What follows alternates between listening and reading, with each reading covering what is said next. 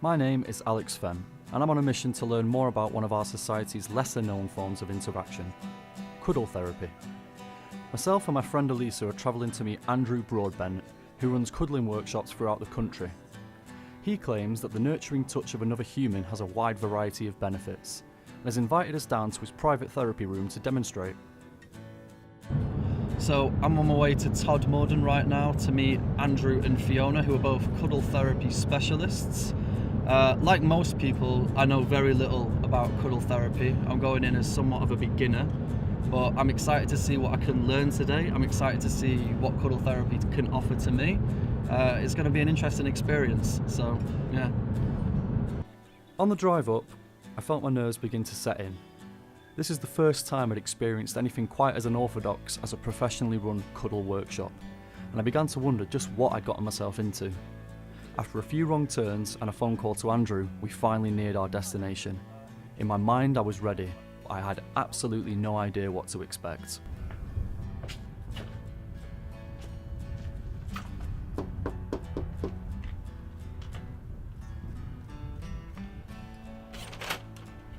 Andrew. Hi. Hi. Alex. I'm Alex. Welcome. Nice to meet you.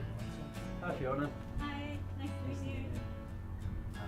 I was greeted by Andrew and Fiona, another cuddle enthusiast, who had agreed to help out with a workshop. They both struck me as, well, normal. Fiona offered me a coffee as we sat down to discuss how the pair had begun their love affair with the practice. So, Andrew, Fiona, thank you for having me in your house. First off, I'd just like to ask, what's cuddle therapy all about for you?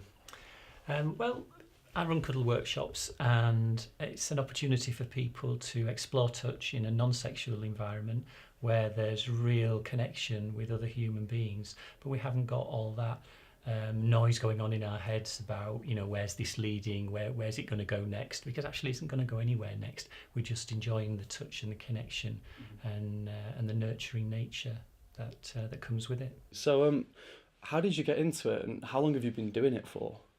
I've been running workshops like this for about 4 or 5 years, and I've been really interested in touch for about double that time. And what happened with me was a real eureka moment, was when I had split with a partner and realised there was something missing in my life. And after thinking, it must be to do with the sexual part of the life that was missing.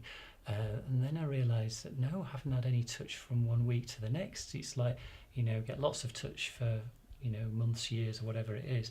And then, all of a sudden there's no touch at all. And I realised that it was sprawled out on sofa, cuddled up to my partner. That was what I was missing. Fiona, what about yourself? So I met Andrew, I think maybe 3 years ago at a New Year's Eve party, and when he said cuddle workshops, I was like, yes, I was already converted. With our introductions out of the way, I was eager to get started on what I was sure was going to be a very surreal experience. So I was led up to the attic, in which lay a specifically designed cuddling suite. Dangle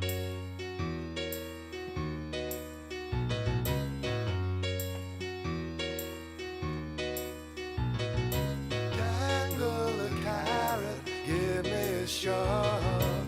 I need assistance from so I'm resigned to sing songs about. The room was adorned with blankets and cushions of every kind. Our session was about to begin, and I was raring to go. Okay, so we're going to do some of the exercises that we would typically do in the workshop. Okay. But the first thing to say is that you're always at choice. You don't have to do any of the exercises. Just because I say, let's do this exercise, doesn't mean you have to do it. So that's a huge part of the workshop, is only do what you want to do. And if you want to sit out of any of the exercises, that's perfect.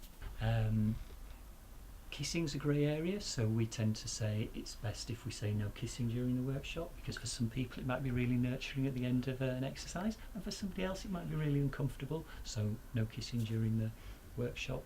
Kissing was off the table, for now. Once Andrew finished up outlining the rules, we began our first exercise. Okay, so if we could have left hand up and right hand down. There we go. So maybe just closing your eyes for a few moments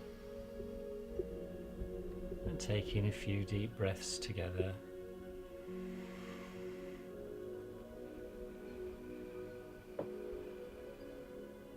I was happy we'd started off with something relatively simple, but I had no doubt that soon the intensity of the workshop would only increase. I feel that it's a privilege to do this, and then there'll be a while, I'm rushing through it a little bit, but we'll spend a bit longer coming down towards the shoulders, and I'm asking Fiona to imagine that the sun's a little bit higher in the sky and the heat's coming down onto her shoulders. We listened carefully as Andrew walked us through the next step of our evening. To move your hands a little. Then gradually bringing your hands down to the shoulders and coming into stillness. Now it was our turn, and I finally had the chance to practice what I had learned so far.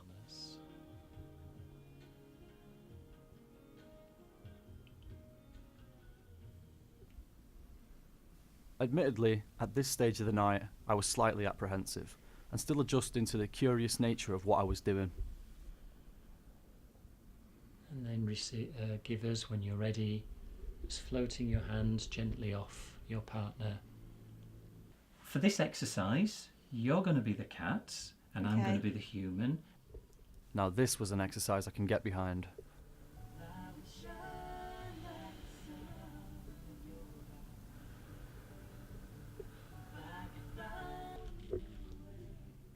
And the cat's knowing that you don't have to do a thing, that this is your birthright, that you deserve to receive loving touch. And again, just thinking what a privilege it is to be in connection with other human beings and just experience this nurturing touch where there's... I could now feel myself properly relaxing. Whilst Andrew's running commentary was at some points peculiar to me, the way in which he led the exercises made me feel at ease. I was finally getting it. So we'll do one more exercise. And in many ways, it could be the most powerful one. Right. The most powerful one yet? I could hardly picture what was in store. I could feel my heart racing with anticipation. And you're just feeling what it's like to be... Not exactly what I had in mind, but I trusted Andrew's judgment. Living, breathing, loving, sentient human being.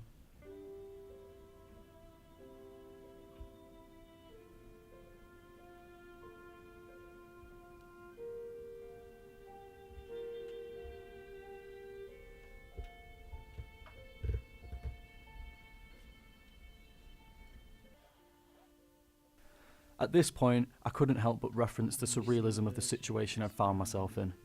Here I was, stroking the hand of a complete stranger, and yet it didn't feel uncomfortable. In fact, it felt quite the opposite. Place. Thank you. Thank you. The session ended with a hug, because of course it did.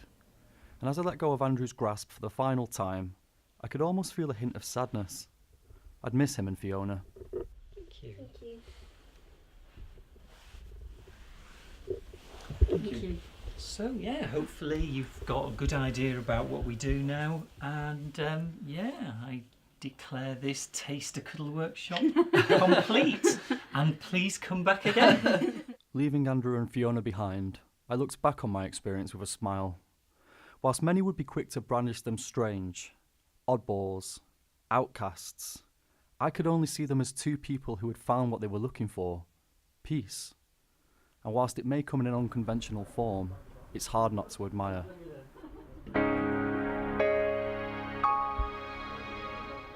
We spend so much of our lives searching for something that brings us happiness, friendship, connection, that we often discount the most basic human need: touch.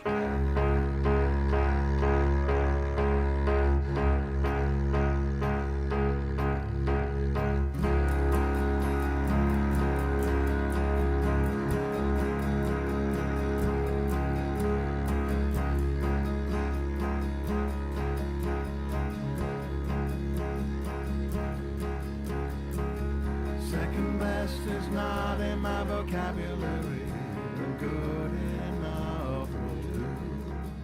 Under false arrest from the constabulary for breaking out.